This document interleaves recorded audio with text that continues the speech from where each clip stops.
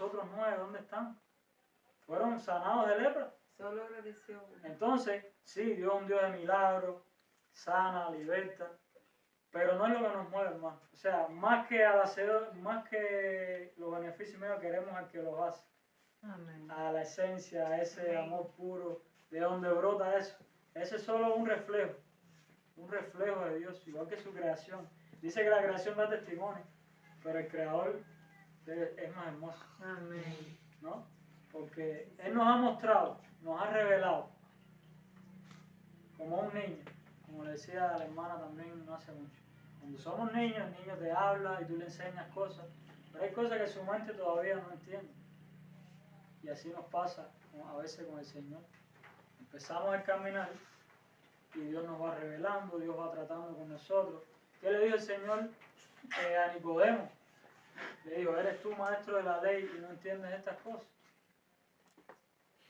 Si no entiendes las cosas terrenales, ¿cómo entenderás si te hablo la celestial? Entonces a veces nos afanamos, ay, ¿y quién creó a Dios? Y las estrellas. Bueno, todo tiene un orden. Pídele a Dios, como dice la palabra, sabiduría. El que da a todos abundantemente el que le pide. Entonces tenemos aquí la palabra Cristo, que viene del griego también, que significa ungido. Entendemos que Jesús es el ungido de Dios, como había también una profecía, una de las profecías en Isaías, que la conocemos. El Espíritu de Dios está sobre mí, por cuanto me ha ungido, aunque nosotros también somos ungidos, pero en este contexto de Jesús. De hecho, yo doy gracias, Señor, porque el Señor me pone para poder seguirle. La Biblia habla en Lucas, no recuerdo bien el texto, Lucas 4, 18 por ahí. Dice que cuando Jesús predica donde Él se crió, dice que a Él se le da el rollo. El profeta Isaías leer, o Él lo coge, no recuerdo bien ahora. Y bueno, el Señor se pone a leer ese pasaje, el Espíritu del Señor está sobre mí. Entendemos que en ese lugar había incredulidad, lo estábamos compartiendo con el hermano David, para que vea cómo Dios va poniendo, estábamos hablando de eso. Dice que ahí Jesús no pudo hacer muchos milagros por la incredulidad de ellos, excepto alguna gente que sanó, que impuso las manos. Dice que él estaba asombrado, decía así que era asombrado de la incredulidad de ellos, donde él se crió, por lo que le decía ahorita, este no es el hijo de José. Entonces, cuando él termina este pasaje, él les dice, hoy se ha cumplido esta escritura delante de sus ojos. Les estaba diciendo, esta persona de quien habla este texto soy yo. Y entonces, si mal no recuerdo, después fue cuando querían tirarlo por el despeñadero, que era una de las profecías de los salmos también. Entonces, vemos el peligro también de la incredulidad. Y la Biblia nos habla de examinarnos si estamos en la fe. Es algo bíblico. A veces tenemos miedo, como decir, ay, y qué pena si yo me ven con estas dudas. ¿Y qué dirán? Que yo que llevo 10 años yendo a la iglesia los domingos. Bueno, es bíblico examinarse. Y la palabra nos da luz de quiénes son las personas que han creído. Por sus frutos los conocerán. Las cartas de Juan. ¿Quién es el que vence sino el que cree que Jesús es el Hijo de Dios? Y te va dando argumentos bíblicos que tú puedes tener seguridad de que tú has creído y de que eres salvo. Mi seguridad de mi salvación, de mi fe, no está en la religión, no está en los hombres. Está en el Espíritu Santo, dice que da testimonio a nuestro espíritu, pero tengo evidencias en la palabra, que ese mismo espíritu inspiró la palabra. Amén. O sea, podemos caminar seguros, porque esto es otra de las cosas que a veces nos da temor, ¿no? Que hablarle a esto y predicarle ahí. Y si me sale con una pregunta, también el Señor dijo, pondré palabra en su boca. Pero si, como decía el ejemplo de cuchillo, si estamos preparados, vamos a poder presentar nuestra fe y ir derrumbando, como decía Pablo, derrumbando fortaleza, cercar a la persona, confrontarlo con la verdad, porque la persona va a defender su postura e incluso una persona necia puede llegar a no reconocerlo. Cuando ya se vea vencido, se va a mantener ahí. Creo que el proverbio dice, no hables oídos del necio, porque menospreciará tus dichos, algo así, tus sabias palabras. Entonces, hermano, tenemos aquí conforme a las escrituras, este tema lo hemos abordado, como venimos hablando, que eran profecías que el Señor tenía que cumplir, no es algo al azar. ¿Qué tiempo?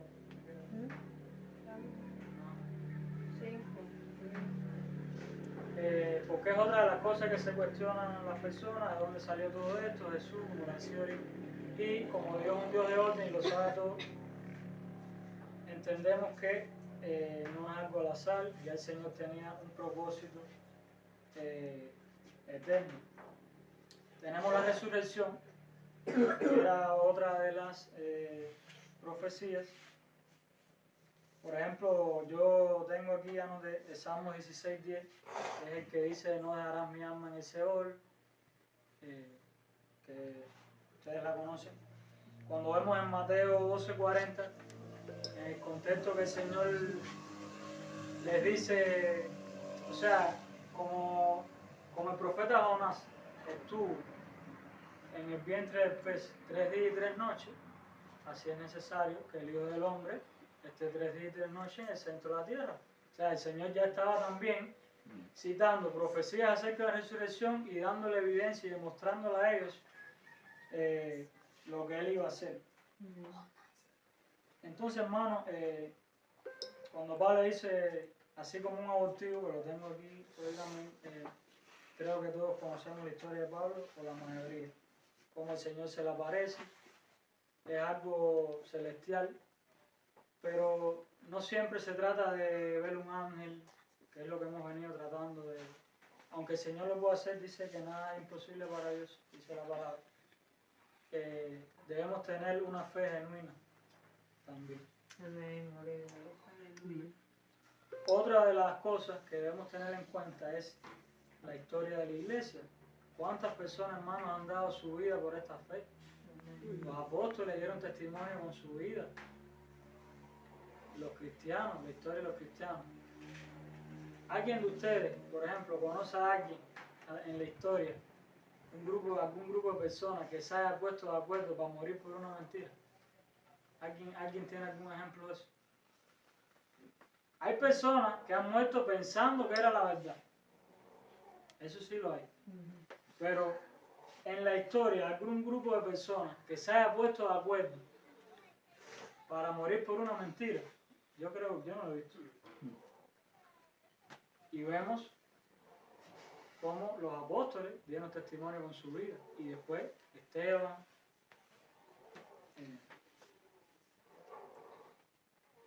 Entonces, hermano, como le venía diciendo, es una fe que tiene fundamentos. Además de la revelación de la palabra, sabemos que la palabra nos habla del pasado, presente y futuro, cosa que no puede hacer el ser humano, no puede hacer la ciencia, la inteligencia artificial que está muy de moda ahora. No puede. La inteligencia artificial podrá adivinar el futuro.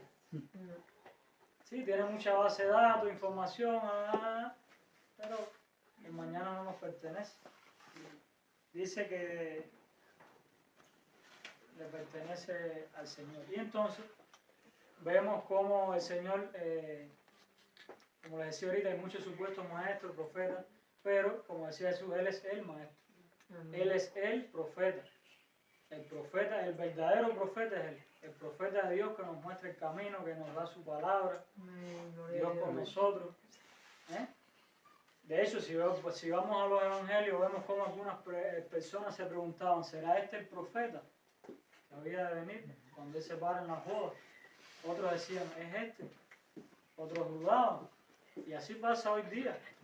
Cuando tú le hablas a las personas de Jesús hoy, la fe viene por oír la palabra, pero muchos dudan, muchos tienen ignorancia.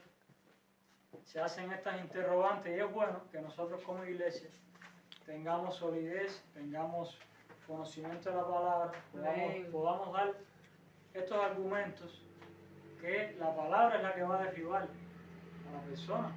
No es con nuestra sabiduría humana, con, no sé, que me leí muchos libros. Eso quizás te aporta, pero no es, o sea, es el Espíritu Santo con su palabra quien va a convencer, como decía el Señor, quien convence de juicio, de pecado, de justicia, de pecado por cuanto no creen en mí, de juicio por cuanto voy al Padre. Lo estoy citando con mis palabras, si hay algún de esos, me disculpo. Y de juicio, creo que es, o de justicia, sí, de justicia cuando va al Padre, y de juicio por cuanto el príncipe de este mundo ha sido juzgado. Sabemos que el Señor cuando viene como profeta nos abre ese camino a Dios. Amén. Cuando viene como sacerdote hace el sacrificio perfecto delante de Dios.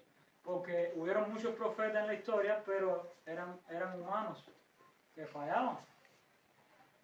Vemos el contexto de los profetas, la campana, que si estaba, muchos lo conocen, el profeta si estaba mal, si se podía morir en la presencia del Señor. Entonces, ¿quién podía hacerle ese sacrificio perfecto si no Jesús? Y entrar. Amén. Y entonces, cuando vemos también esta resurrección, es una evidencia más de que Dios, el Padre, aceptó esta ofrenda. Amén. Es una confirmación, un sello de que Dios recibió al Hijo como ofrenda por los pecados. Amén. Si no hubiera sido Él, no se hubiera levantado, no hubiera aparecido a las personas, no hubiera resucitado. Era una de las profecías. Y si no me equivoco, se dice que Jesús cumplió, creo, alrededor de más de 300 y pico profecías. Personas estudiosas que se han, a lo largo de la historia, detenido a ver estas profecías acerca de Jesús, el Salvador del mundo. Y entonces vamos resumiendo esto, que hay una verdad que trasciende, que es Jesús. Amén. Como decía, creo ahorita, Él es el camino, la verdad y La la vida. vida.